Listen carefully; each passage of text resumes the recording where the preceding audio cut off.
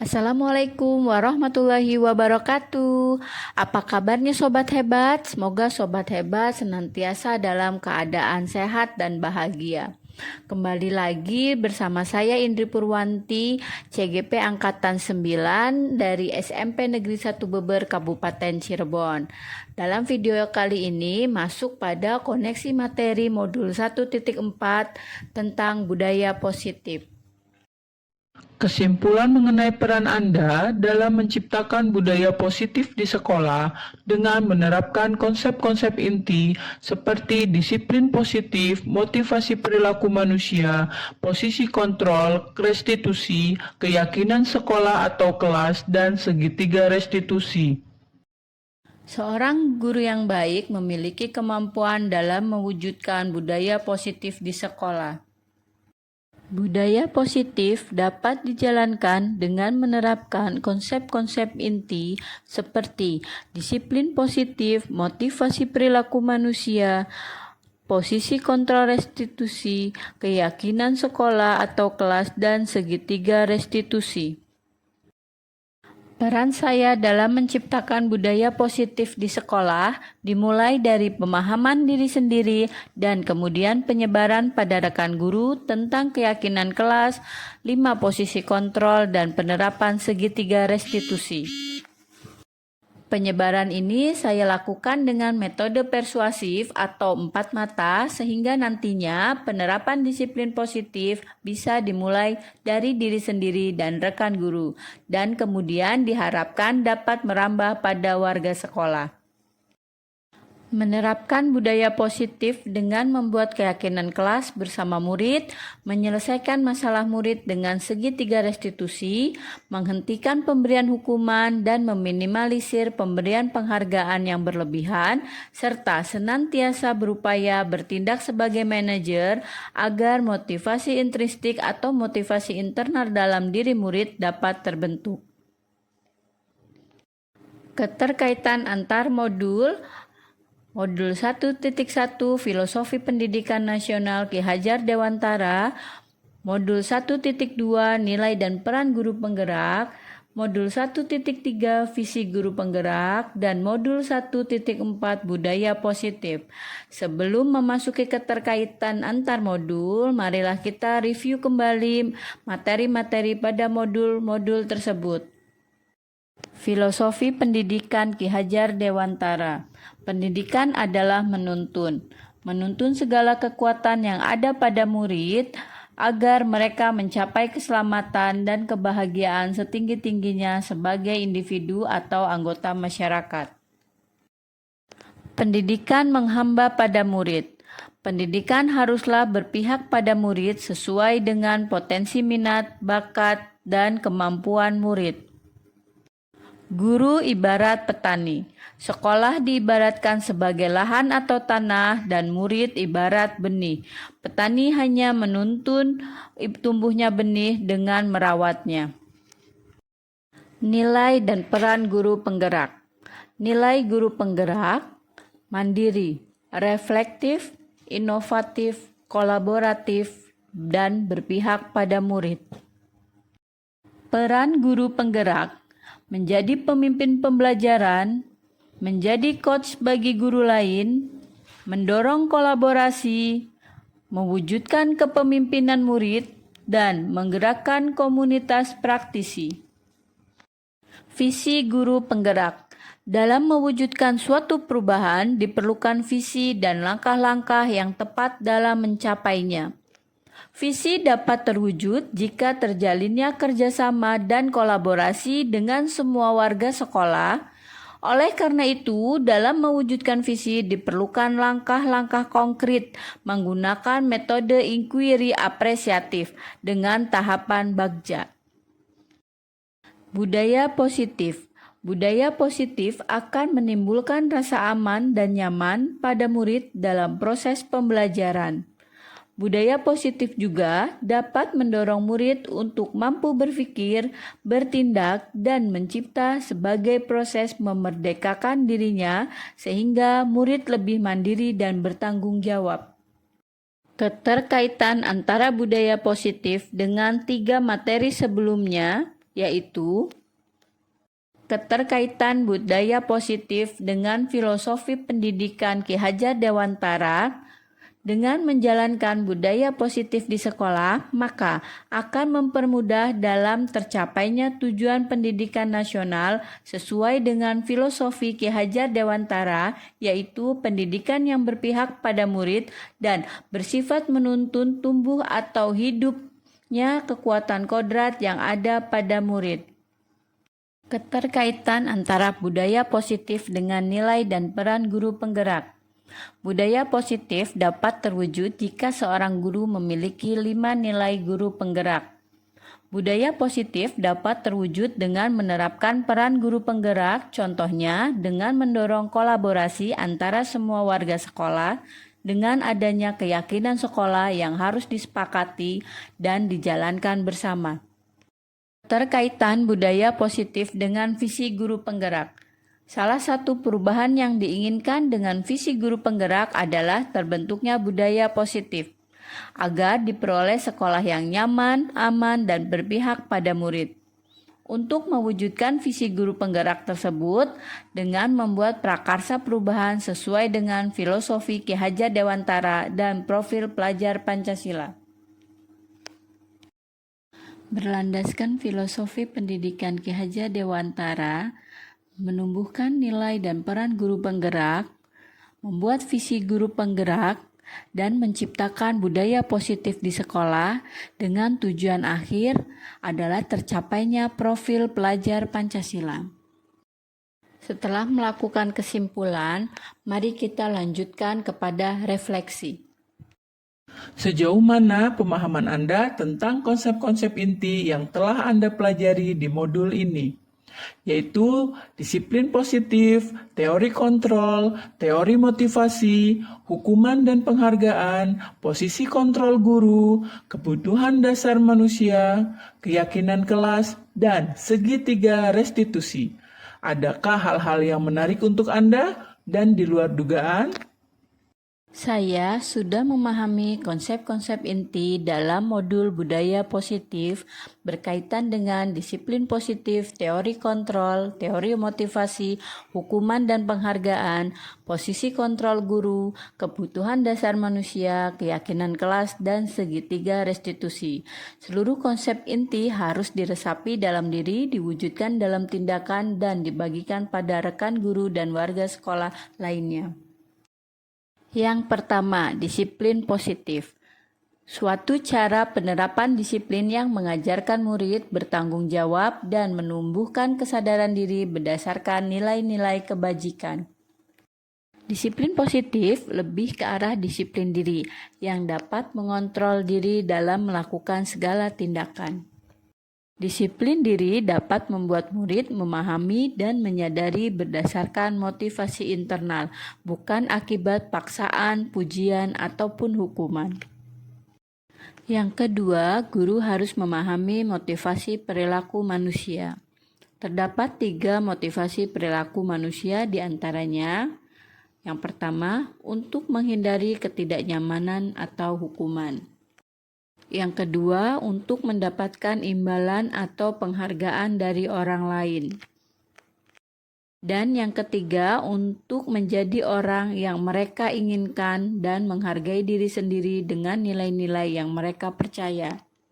Saat guru memahami ketiga motivasi perilaku manusia, maka guru dapat memilah motivasi perilaku apa yang ada pada diri murid.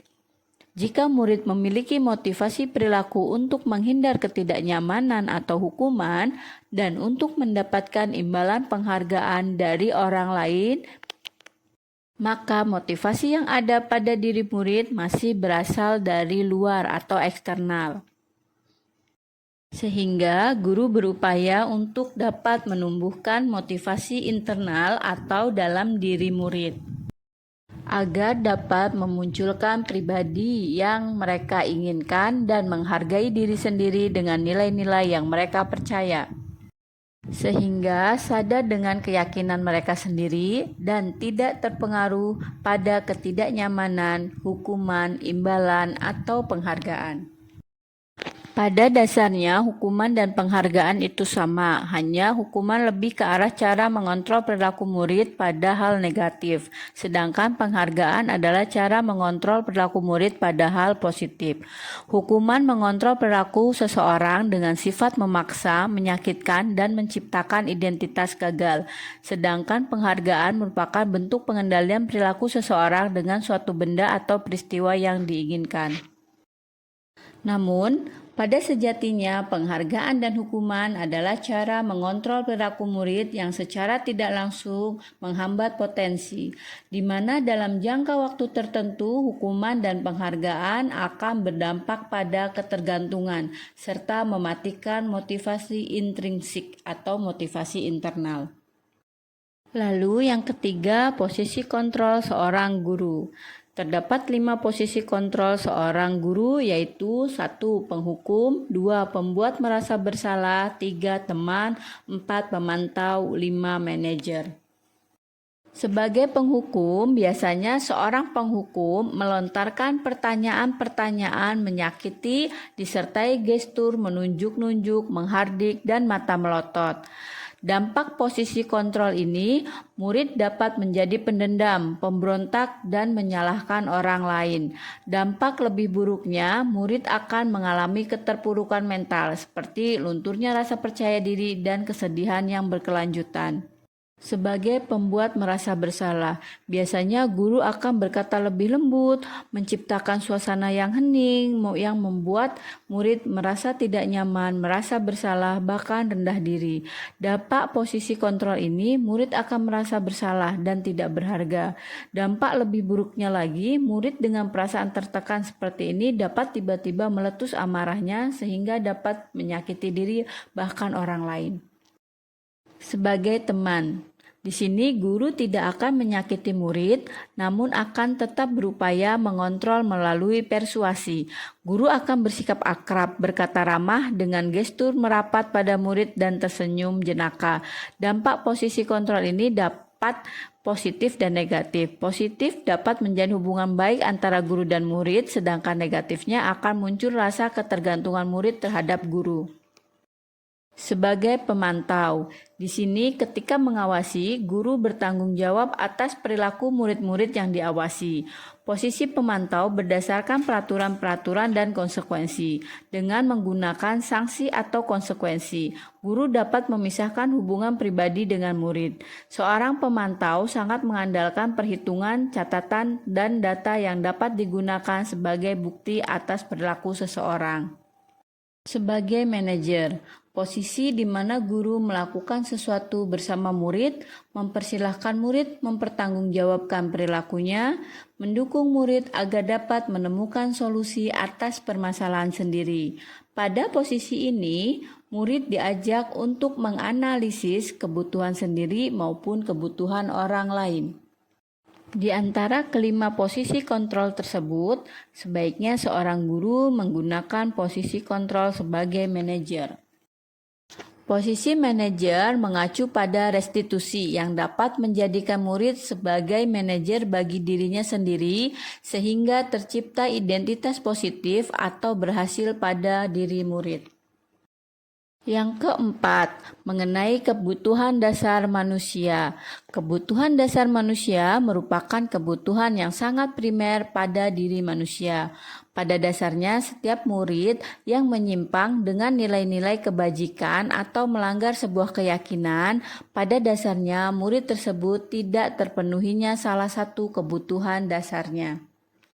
Terdapat 5 kebutuhan dasar manusia, diantaranya 1. Kebutuhan bertahan hidup, 2. Kasih sayang dan rasa diterima, 3. Penguasaan, 4. Kebebasan, dan 5. Kesenangan. Kebutuhan bertahan hidup. Kebutuhan ini bersifat fisiologis untuk bertahan hidup, misalnya kesehatan, rumah, dan makanan. Kebutuhan biologis sebagai bagian dari proses reproduksi, termasuk kebutuhan untuk tetap bertahan hidup. Komponen psikologis pada kebutuhan ini meliputi kebutuhan akan perasaan aman. Kasih sayang dan rasa diterima atau kebutuhan untuk diterima. Kebutuhan untuk mencintai dan memiliki meliputi kebutuhan akan hubungan dan koneksi sosial, kebutuhan untuk memberi dan menerima kasih sayang, dan kebutuhan untuk merasa menjadi bagian dari suatu kelompok. Penguasaan atau kebutuhan pengakuan atas kemampuan. Kebutuhan ini berhubungan dengan kekuatan untuk mencapai sesuatu, menjadi kompeten, menjadi terampil, diakui atas prestasi dan keterampilan kita, didengarkan, dan memiliki rasa harga diri. Kebebasan atau kebutuhan akan pilihan. Kebutuhan akan kemandirian, otonomi, memiliki pilihan, dan mampu mengendalikan arah hidup seseorang. Anak-anak dengan kebutuhan kebebasan yang tinggi menginginkan pilihan. Mereka perlu banyak bergerak, suka mencoba-coba, tidak terlalu terpengaruh orang lain, dan senang mencoba hal baru dan menarik. Kesenangan atau kebutuhan untuk merasa senang. Kebutuhan untuk mencari kesenangan, bermain, dan tertawa. Bayangkan, hidup tanpa kenikmatan apapun, betapa menyedihkan bukan? Yang kelima, pembuatan keyakinan sekolah atau kelas. Guru berperan dalam mewujudkan terbentuknya keyakinan sekolah atau kelas dengan adanya kesepakatan antara guru dan murid. Keyakinan sekolah atau kelas berupa pernyataan universal yang mudah diingat, dipahami, dan harus diterapkan dalam lingkungan sekolah ataupun kelas. Yang keenam, penerapan segitiga restitusi dalam penyelesaian masalah. Guru berperan sebagai manajer menggunakan segitiga restitusi dalam menyelesaikan masalah murid melalui 3 tahapan, yaitu menstabilkan identitas, validasi tindakan yang salah, dan menanyakan keyakinan. Tujuan segitiga restitusi adalah membimbing murid berdisiplin positif dengan motivasi yang berasal dari dalam diri sehingga dihasilkan murid yang mandiri dan bertanggung jawab. Hal-hal menarik untuk saya dan di luar dugaan adalah ketika seorang murid melakukan suatu perbuatan yang bertentangan dengan nilai-nilai kebajikan atau melanggar peraturan, hal itu sebenarnya dikarenakan mereka gagal dalam memenuhi kebutuhan dasar mereka. Hanya saja hal ini belum dipahami sepenuhnya oleh guru. Selanjutnya, hukuman. Awalnya saya meyakini bahwa hukuman adalah sesuatu tindakan yang dapat mendisiplinkan murid. Tetapi ternyata murid akan merasa tersudutkan sehingga dalam hatinya muncul rasa ingin balas dendam serta akan memperburuk motivasi intrinsik dalam diri murid. Hukuman juga dapat memperburuk kondisi mental murid sehingga berefek terhadap cara berpikirnya. Penghargaan. Awalnya saya meyakini bahwa penghargaan adalah suatu tindakan yang dapat memotivasi murid. Tapi ternyata penghargaan bisa mematikan motivasi intrinsik murid dan pada jangka waktu tertentu penghargaan akan membuat murid ketergantungan serta berdampak buruk bagi murid. Misalnya merusak hubungan, menurunkan kualitas, mematikan kreativitas, dan bersifat menghukum. Keyakinan dan peraturan kelas. Awalnya saya percaya bahwa peraturan sangat efektif untuk mengatur murid agar nantinya murid bisa berdisiplin sesuai dengan koridor peraturan kelas. Tetapi ternyata peraturan justru tidak efektif dalam menciptakan budaya positif. Peraturan hanya berasal dari motivasi eksternal yang nantinya akan bersifat ketergantungan pada suatu peraturan.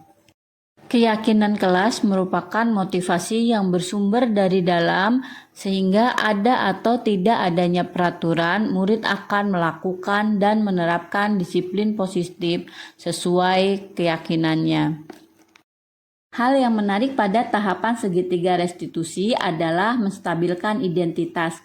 Ketika seorang guru berkata pada murid bahwa tidak apa-apa melakukan kesalahan, atau setiap orang pasti melakukan kesalahan. Sehingga dari kalimat yang diucapkan, murid bisa mengubah identitas mereka dari orang yang gagal menjadi yang sukses. Sedangkan yang sering terjadi biasanya menyudutkan murid dengan membahas berbagai aktivitas penyimpangan. Perubahan apa yang terjadi pada cara berpikir Anda dalam menciptakan budaya positif di kelas maupun sekolah Anda setelah mempelajari modul ini? Perubahan paradigma tentang hukuman dan penghargaan. Yang semula saya beranggapan bahwa hukuman dan penghargaan adalah langkah yang efektif untuk menumbuhkan budaya positif. Ternyata untuk membangun budaya yang positif harus berawal dari motivasi intrinsik yang nantinya akan membentuk sebuah keyakinan, baik keyakinan di kelas maupun di sekolah. Perubahan paradigma peraturan menjadi keyakinan sekolah atau kelas. Saya menyadari bahwa untuk menciptakan budaya positif di sekolah atau kelas harus melibatkan murid dalam perencanaan hingga pelaksanaan budaya positif dengan harapan mewujudkan sekolah atau kelas yang nyaman, aman, positif berdasarkan keyakinan sekolah atau kelas yang disepakati dan diyakini bersama. Perubahan posisi kontrol sebagai guru. Saya menyadari bahwa posisi kontrol yang biasa saya lakukan adalah kurang tepat atau kurang efektif, bahkan dapat memberikan efek yang kurang baik pada murid baik secara psikis ataupun fisik. Sehingga saya perlu mengubahnya menjadi posisi kontrol sebagai manajer yang mengacu pada restitusi. Perubahan segitiga restitusi. Semula saya menyelesaikan kasus penyimpangan dengan cara mengintervensi murid dengan menunjukkan sisi-sisi kesalahan dari berbagai sudut pandang. Sekarang keyakinan saya telah berubah dengan menstabilkan identitas dari orang yang gagal menjadi orang yang sukses. Pengalaman seperti apakah yang pernah Anda alami terkait penerapan konsep-konsep inti dalam modul budaya positif, baik di lingkup kelas maupun sekolah Anda? Saat saya menangani murid yang sering mengganggu temannya, baik saat di kelas maupun di luar kelas, dan murid yang berkata kasar, saya menanganinya dengan menggunakan segitiga restitusi dengan posisi kontrol sebagai manajer. Dengan metode ini, murid dengan sadar bertanggung jawab atas kesalahannya dan menyelesaikan masalahnya dengan penuh tanggung jawab. Bagaimanakah perasaan Anda ketika mengalami hal-hal tersebut? Perasaan saya ketika mengimplementasikan posisi kontrol sebagai manajer dengan menerapkan segitiga restitusi dalam menangani masalah murid adalah merasa termotivasi untuk terus memperbaiki diri sesuai dengan nilai-nilai budaya positif.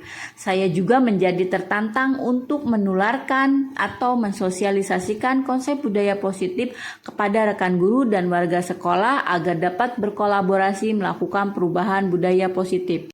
Menurut Anda, terkait pengalaman dalam penerapan konsep-konsep tersebut, hal apa sajakah yang sudah baik? Adakah yang perlu diperbaiki? Hal yang sudah baik adalah sudah mulai muncul motivasi internal pada murid untuk melaksanakan budaya positif sesuai dengan nilai-nilai kebajikan yang diyakini. Adapun yang perlu diperbaiki adalah posisi kontrol yang selama ini cenderung sebagai pembuat merasa bersalah menuju posisi kontrol sebagai manajer sehingga akan membangun identitas murid yang awalnya sebagai orang yang gagal menjadi sukses agar murid dapat mengetahui hal apa yang salah pada dirinya dan keyakinan apa yang mereka pegang sehingga murid dapat memperbaiki kesalahan sendiri sesuai keyakinan yang mereka pegang. Sebelum mempelajari modul ini, ketika berinteraksi dengan murid, berdasarkan 5 posisi kontrol, posisi manakah yang paling sering Anda pakai dan bagaimana perasaan Anda saat itu? Setelah mempelajari modul ini, posisi apa yang Anda pakai dan bagaimana perasaan Anda sekarang? Apa perbedaannya? Sebelum mempelajari modul ini, posisi kontrol yang sering saya gunakan adalah sebagai pembuat merasa bersalah. Perasaan saya saat itu adalah saya merasa benar dengan tindakan yang saya berikan, tapi Ternyata itu memberikan perasaan negatif pada murid seperti rasa bersalah serta murid terbebani dengan rasa kurang percaya diri. Setelah mempelajari modul ini, saya mulai menerapkan posisi kontrol sebagai manajer dalam penyelesaian masalah murid. Perasaan saya sangat lega, tenang, dan saya menyadari pentingnya komunikasi yang efektif untuk menumbuhkan rasa tanggung jawab pada diri murid. Sebelum mempelajari modul ini, pernahkah Anda menerapkan segitiga restitusi ketika menghadapi permasalahan murid Anda? Jika iya, tahap mana yang Anda praktekkan dan bagaimana Anda mempraktekannya? Sebelumnya saya pernah menggunakan konsep segitiga restitusi, tetapi tidak menggunakannya secara utuh. Saya pernah hanya melaksanakan tahapan menstabilkan identitas dengan memberikan pernyataan, manusia tidaklah sempurna, pasti pernah melakukan kesalahan. Kadang saya pernah melaksanakan tahapan validasi tindakan yang salah dengan menanyakan alasan murid melakukan tindakan tersebut. Saya juga pernah melakukan tahapan menanyakan keyakinan dengan bertanya, "Kamu mau jadi murid seperti apa?" Hanya saja sebelum mempelajari modul ini, saya tidak tahu bahwa ini adalah segitiga restitusi. Dan apa yang saya lakukan belum sepenuhnya mencerminkan segitiga restitusi, karena belum seutuhnya melakukan langkah-langkah segitiga restitusi secara keseluruhan. Selain konsep-konsep yang disampaikan dalam modul ini, adakah hal-hal lain yang menurut Anda penting untuk dipelajari dalam proses menciptakan budaya positif baik di lingkungan kelas maupun di lingkungan sekolah? Dalam proses menciptakan budaya positif tentunya perlu berkolaborasi dengan semua pihak agar bisa mendukung dan menciptakan budaya positif. Kolaborasi bisa berbentuk komunikasi intens dengan kepala sekolah, rekan guru, tenaga kependidikan, komite sekolah, orang tua, atau wali murid dan masyarakat sekitar. Komunikasi tersebut juga berbentuk persamaan persepsi antara semua warga sekolah sehingga bisa jadi satu visi dan misi dalam menciptakan budaya positif. Selain itu, diharapkan pula agar budaya positif tidak hanya dilakukan murid di sekolah atau kelas saja, tetapi bisa menjadi suatu kebiasaan atau karakter saat berada di lingkungan rumah atau masyarakat. Akhirnya sampai juga di penghujung video. Terima kasih telah menonton sampai selesai. Semoga bermanfaat. Salam guru hebat, salam guru penggerak, tergerak, bergerak, menggerakkan.